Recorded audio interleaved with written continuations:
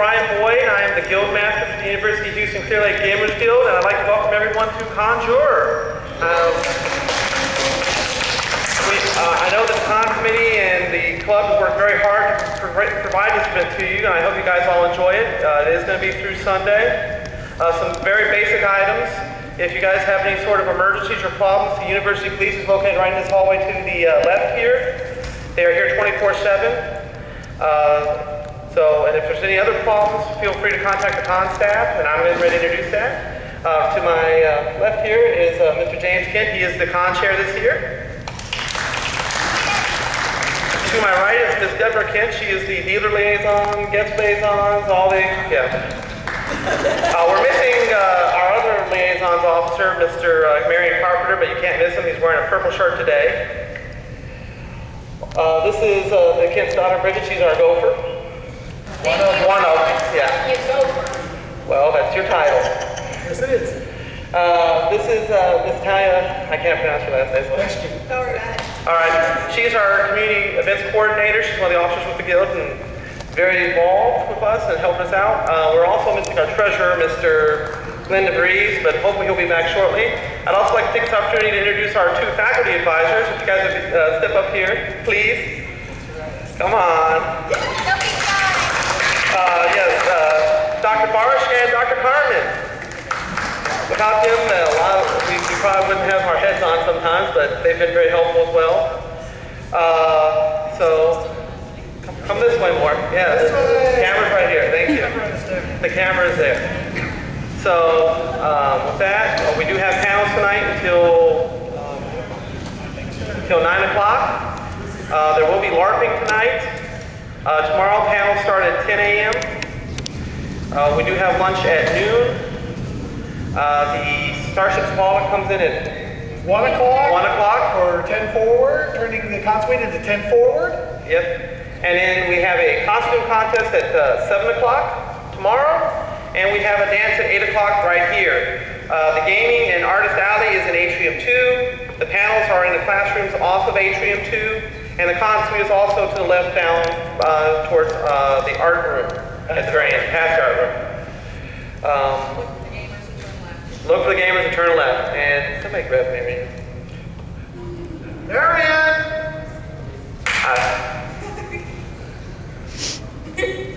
Apologize for.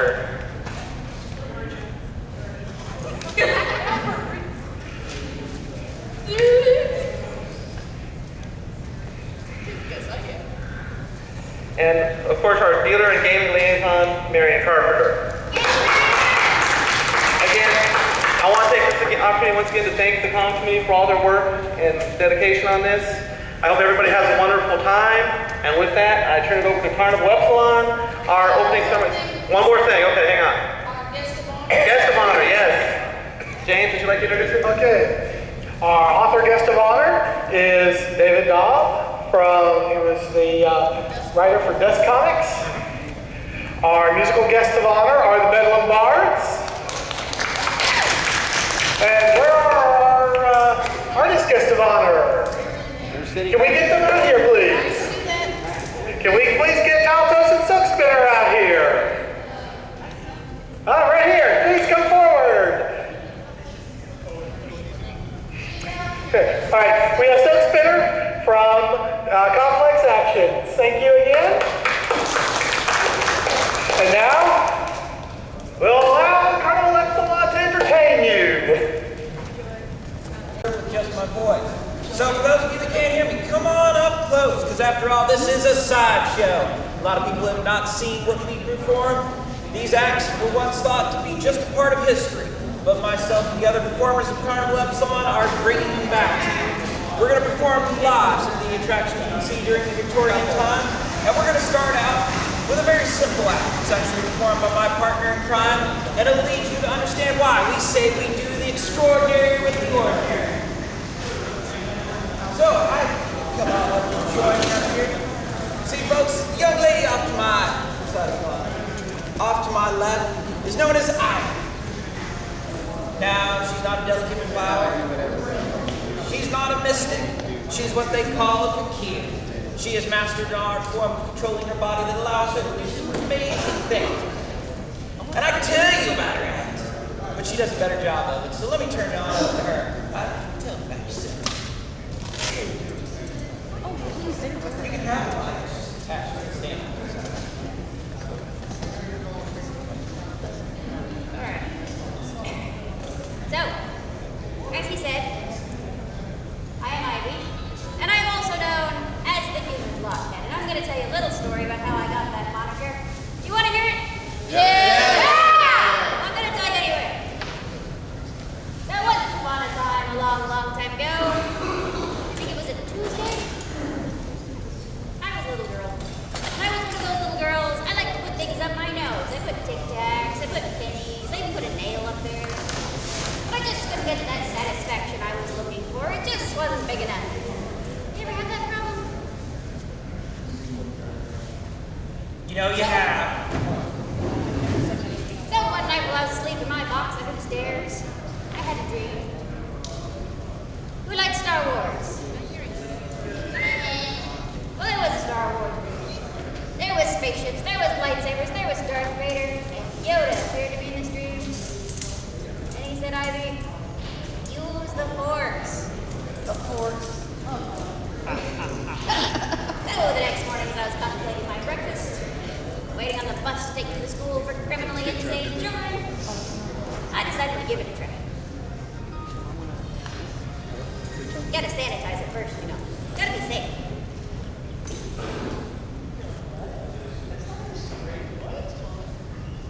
Wait for it.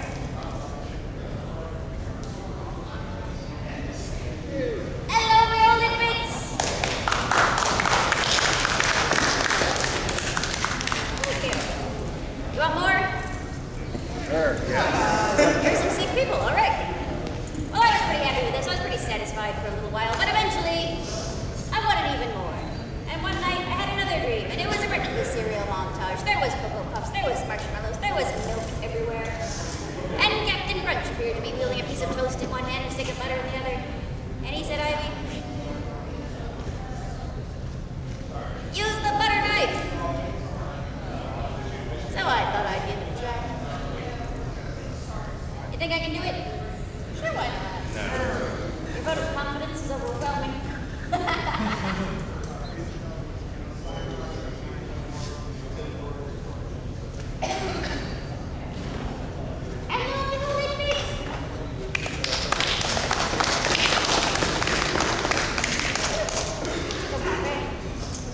Now, do not try this at home, kids.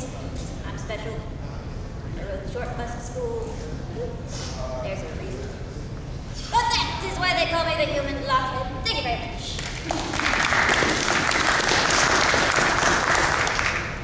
Now I know what you're thinking.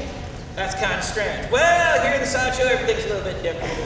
See, when I first saw the young lady perform that attraction, I was moved. I felt a strange feeling take over me. And I asked one of the old gentlemen on the sideshow, what could it be? And he said, well, you know, you might be in love. And I was like, well, how do I know for sure? And he told me very simply, if I was willing to do this, it must be love.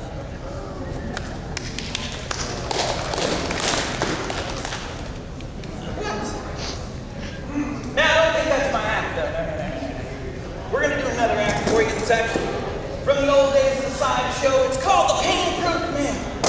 The gentleman would come out and put his body through all sorts of different things. And I actually got a couple of things I want to use. I doubled my pleasure this year. Last year, if you were here, I was using one trap. Now I'm using two. And what I'm going to do is I'm going to set these traps. I'm going to place them in the chair. Right hand goes in one, left hand goes in the other. So if I mess this up, there's no fun for me. Yeah, it's that kind of show, folks. Pay attention, you'll catch the jokes. Now, these are real steel traps. And the reason I love doing this act is there are actually states and countries I can't perform this act. Canada has outlawed having these even in your possession. It's the same as having a firearm. New Jersey, of all places, has the same law. Right, Canada, New Jersey, yeah. So there's one. And here goes number two.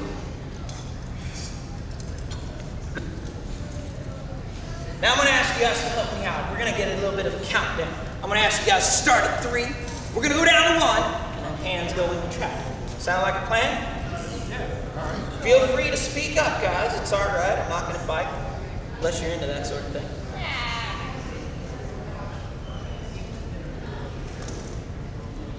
What? Segue there.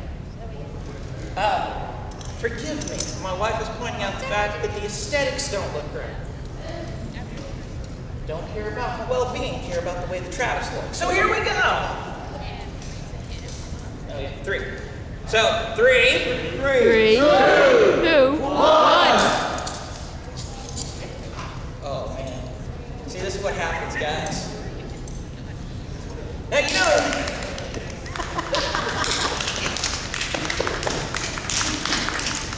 That's all I get for 2 traps. You guys are really bad.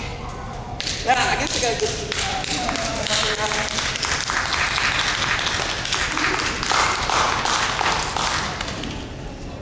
Yeah, that one's you squeeze real hard. Okay, I'll get this one. Now, here's the fun part, because you actually see where those traps hit, guys. They do make nice little marks. And yet my fingers seem to be just fine. Whew. Tough crowd. Oh, that's all right.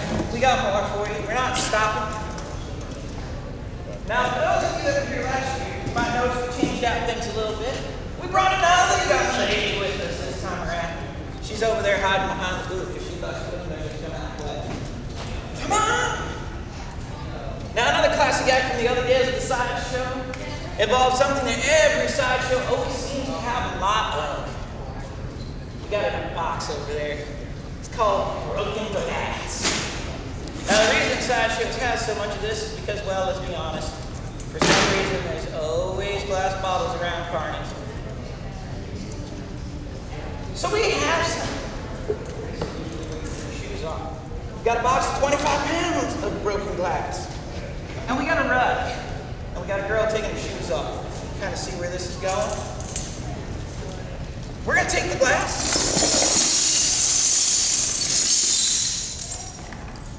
There's nothing that makes a sound nice as that.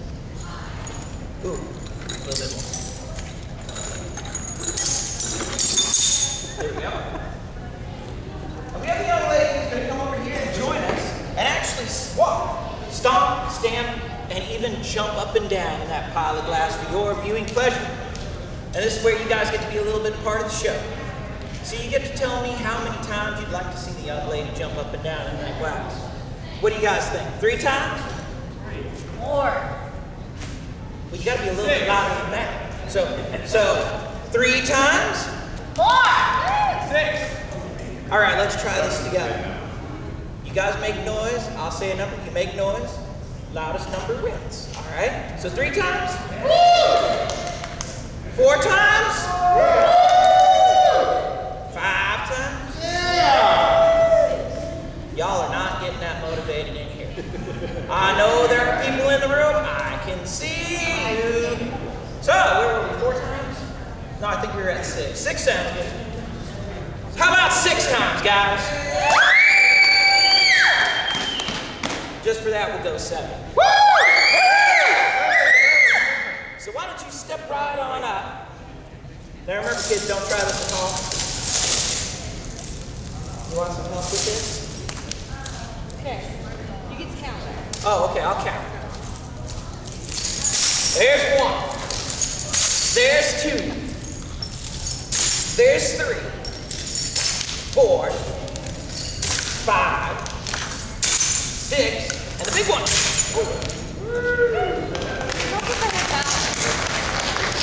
Oh, wait, you guys are clapping. Here's the best part, because as you see, show them. There's not blood running down. There's not a cut, not a scrape, not a scratch. The young lady's feet are unscathed, folks. Give her a big hand. Oh, you guys will have to excuse us. It's been a long day for us. We headed out here from Tulsa at 5 o'clock this morning. We drove straight through, and we have yet to lay down since we got up yesterday, and we are still doing a show for you. That's called vacation. Oh. Yeah. Done with that class, we need to run for another act. I'm gonna do one. I'm gonna need the thing in the jig that makes the fire. You got it. Yes, live. Yes, that fancy word. Now, folks, I got a classic one that I came up with. It's actually what they consider one of the new age sideshow acts. You see, in the 90s, there was a bit of a revival. People started coming up with new ideas, new sideshow stunts, and this is one of them. It involves a propane torch. Now, if you've ever done any work around the home, you probably use one of these. They use it to fix leaks in copper pipe. Top off cakes, jewelry making. They get kind of hot. Now, what I'm about to do, some people do with a cigarette. They extinguish it on the end of their tongue. I like to go a little bit more extreme. I'm going to use this torch. So we got torch, we got fire, we got flame. And if I haven't said it enough already, guys, don't try this stuff at home. Do we have insurance? I do. Okay. That's the key to it.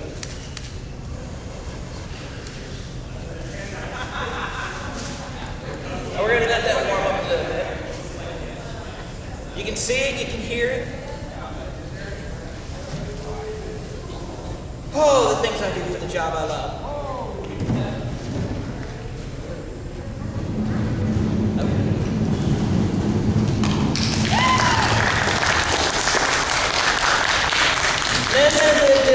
I'm just playing with you guys. Woo! Feel free to laugh. It's a comedy show, guys. It's alright. Oh, we're trying to get as much done as we can. We kind of got us a little bit of a short set, so forgive us if it seems like we're rushing through things. We normally do have a lot more stuff. Oh, yeah. Booty track, yeah. Now, don't think I'm the only one that does crazy stuff and like to play with weird and strange things. Oh no, we all have our own little things that we like to play with. I have a little act that involves a trap and rope. We actually call it, a booby trap. Yeah, but it's very complex. Now, what she's going to do is she's going to set that trap just like I did before. She's going to place part of her body inside. But we're not talking about a hand. We're not talking about a finger. We're talking about something a lot more sensitive. That's right, her tongue. She's going to snap it in that trap for your viewing pleasure. Yeah. Now we're going to ask you guys to help us out, just like we did before. We're going to start that countdown. Start at 3, go down to 1, and then tongue goes in the trap. So here we go. You ready? All right. 3, 3, 2, 2, 1. Oh yeah.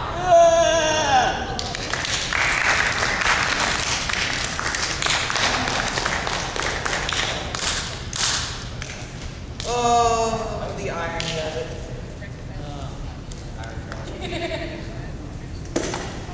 I couldn't think of a really good joke. God. Now, don't think, guys, that we're all hard and creepy things and weird stuff. Oh no. We try to keep the show just like you would have seen it back in the days of P.T. Barnum. We have some of the acts, actually, that pretty much came right out of the show. But we don't, as I said, we want to pass this tradition on as part of our goal. So what we do during every show is we like to take a moment and actually give somebody an opportunity, will actually get a chance to come up here and learn one of the acts we do here in the show.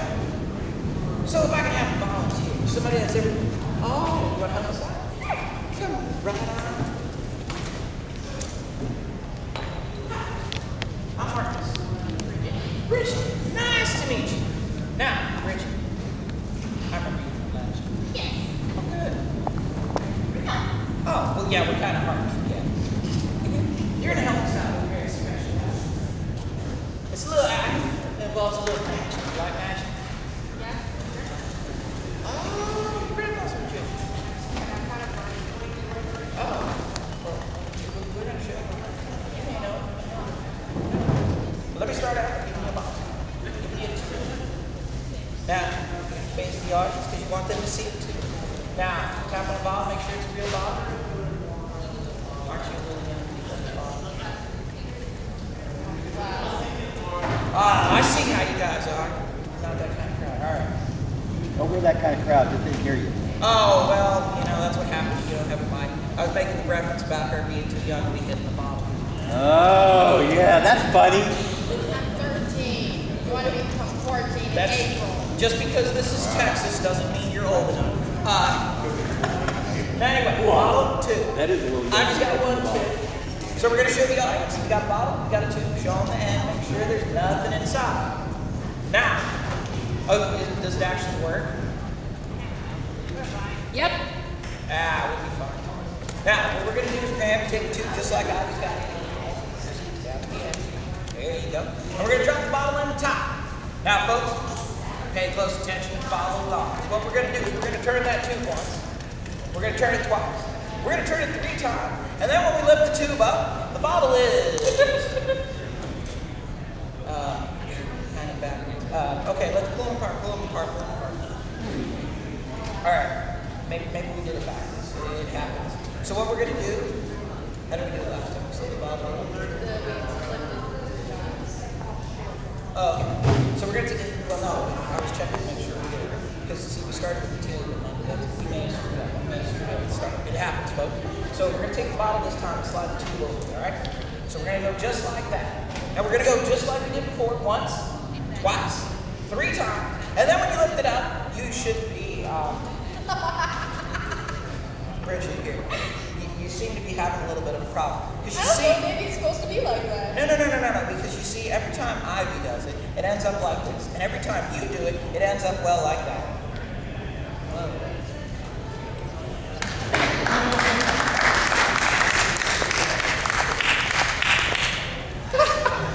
Oh, don't be like that.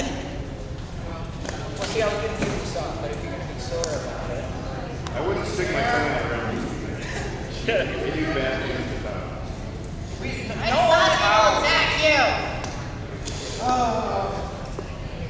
Now, let's see. Well, what's good now? Oh, now you see, we kind of showed you one of the secrets of our show. So let's share another one with you guys. Bet a lot of you are wondering how Ivy does that amazing thing with silverware. Well, there's a daily routine that she goes through every single day. And it involves a common household item you probably have at the house. It's called a hand drill. And what she likes to do with it every morning right after she gets done brushing her teeth, she gets herself a drill bit. Sometimes it's a small one, sometimes it's a big one, just depends on how her sinuses are doing that day. Also helps with her snoring, by the way, kind of weird side effect. She gets it locked in. The weird thing is she's got to make sure it's straight, because heaven forbid you have a crooked hole in your head. And once she gets it set up, you good? She likes thoroughly lubricated, and then, well, it goes right in that hole. And here's the weird thing about this that I'm always amazed about. Every time she turns, every time she twists, every time she spins that drill, it is a conscious thought on her mind that she is taking a drill bit that goes through wood and spinning it inside her own head.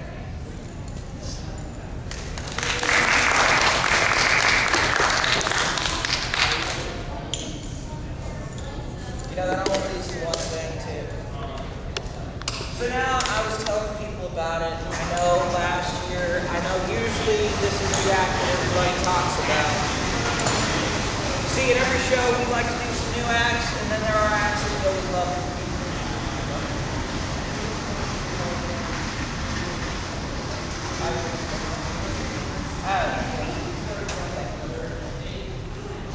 Also reminding me, by the way, before we get started, let me promote my product. If you haven't heard of this, we have Epsilon's Elixir. It's our soda that we do. We're also we got our energy drink over here, so if you guys get thirsty, or tomorrow night when you can't stay awake, come on over. Cheaper than buying an energy shot, and works better, I promise. Not one of them snake oil salesmen. Notice how many of them do you see selling stuff in cars? Exactly. But now my signature act. It involves another common household item, and this is the one that I have to be a real big thing about, guys. Many of the attractions you see in our show are very real, very dangerous, and even though you see us do them thousands of times, things can and do go wrong, even for us. This act in particular is probably the most dangerous act we do in the show, because if it goes wrong, we don't know about it for a couple of days. That being said, I'm still going to do it. And it starts out with, well, common household item called a light bulb. This is a 60-watt light bulb. And to show you that it is real, I do like to light it up. Now what am I going to do with this light bulb? Well, I'm going to eat it. That's right. Just like you do an apple. I like to warm it up though first because, well, everybody deserves a warm meal once in a while, right?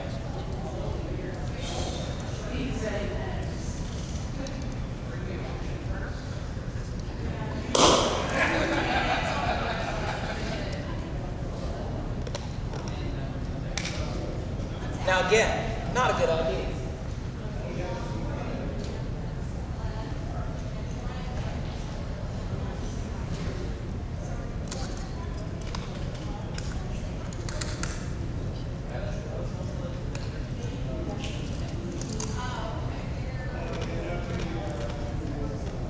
Now, I bet a lot of you are wondering why. Why? I'll be honest with you, it's better than anything my mom ever made. Wow. Invite your mother with that.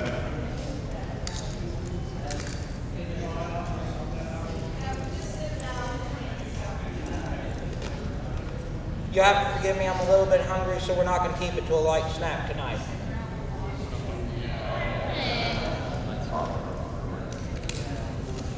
What about you, a light eater?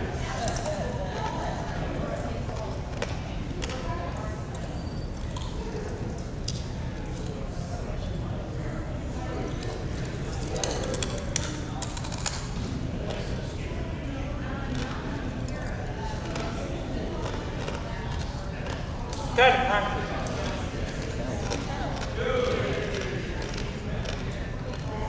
And it has an interesting texture to it, like nothing else.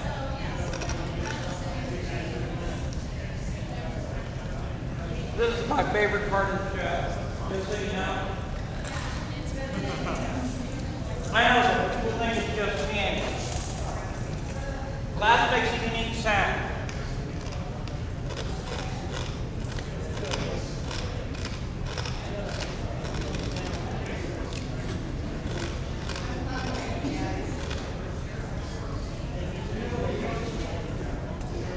Now here's the big thing about this, and I like to make sure I have a clear voice for it. A lot of people think that all I'm doing is chewing it up and it goes back in the bottles. When all the glass is gone, all the liquid's gone, the bottle will be empty, folks. It does go down, that's why it's called eating, not chewing.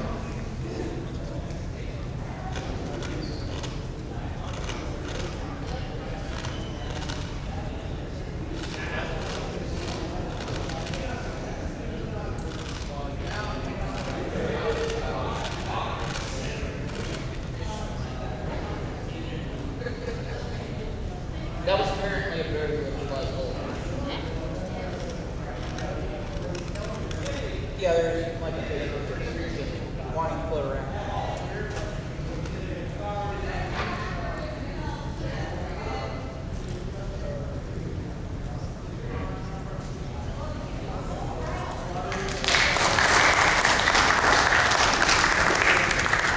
Oh, and you guys think your job is tough? I eat one of those a night, sometimes 6 to 10 nights in a row. It's kind of expensive. Oh. Shoot. I can see why. Oh. Now we come to the fun one, right? Yeah, that's what I thought. Now, as I said, guys, we were going to kind of keep this short and sweet and to the point. We're performing again tomorrow, and we'll actually have our full time. So we'll get into some other stuff and some crazy things. But there has become one act that's kind of a signature of our show. It's an act that's fun for, well, everyone. And this act involves 3 things. First, of course, myself. I get to do this act. You've already seen me torture myself, so why not get you guys involved? Because the second thing is audience participation. That means the more people that get involved in this act, the better, the crazier it gets. The third thing in this act is what's going to be called a staple gun. See, this is, let's be honest, we're carnies at heart, and we're just out to get your buck. But we try to give you your money's worth. And so the way this act works is this is how you guys can tip us. Let us know how good a job we did, or maybe just get out some of those weird urges you have. But if you have a 1 or a 5, you will actually get to come up here and attach it to my body with this staple gun. That's not good enough for you? If you got a 10 or a 20, you can put that thing right to my forehead. And if you're a big spender, or you're just tired of hearing my voice, you can take a 50 and go straight to my top. Oh. Now, a lot of people think we're not really going to do this. Why on earth would we do something so weird, so crazy, so bizarre? So I would like to start us off. Yeah, as long as you're not using the Whew. Oh, there are a couple of rules to this, just so you guys know. After all, there are certain things we just have to, outlaw. It's like everything in America. First, of course, it's anywhere to expose skin. With the exceptions of my tattoo, because I pay good money for it, I don't like to see it get messed up. And my neck and my wrist, because, well, I do like my life, even though I'm just here at the sideshow. The third and most important, don't staple yourselves. It's just a health hazard. It's my gun. Not even anybody else in the show that does this act uses my gun. Okay. I have a question. Yeah. For $100, can I do the eyeball? You thought about it. Hey, I'm willing to take a 50 to the tongue. I'll think about 100.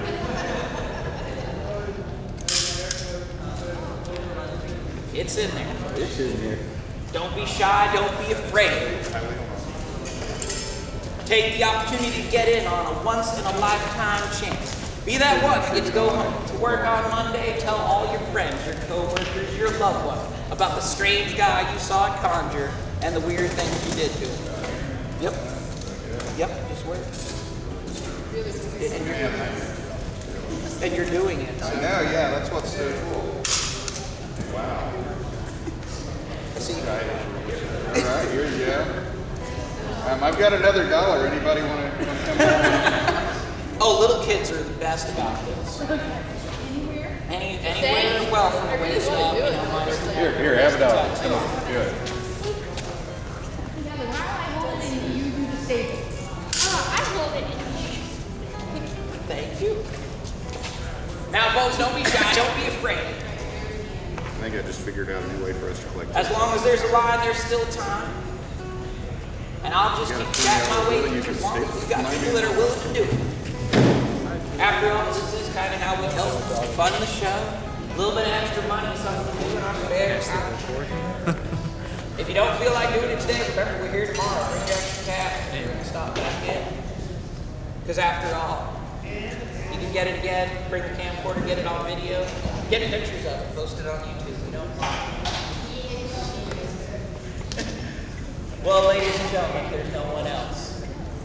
For myself, let me introduce our cast one more time. Of course, the lovely Lady Ivy, the one and only Faye, and I am Professor Epsilon. Thank you guys for doing our show. Come back and see us tomorrow. I'm not sure when we go on, but we'll be performing 3 o'clock actually. 3 o'clock tomorrow. We'll be performing right here with another show. We're going to do a lot of the same. Well, we're going to do some of the same things, some of the different things. Come and check us out. Thank you.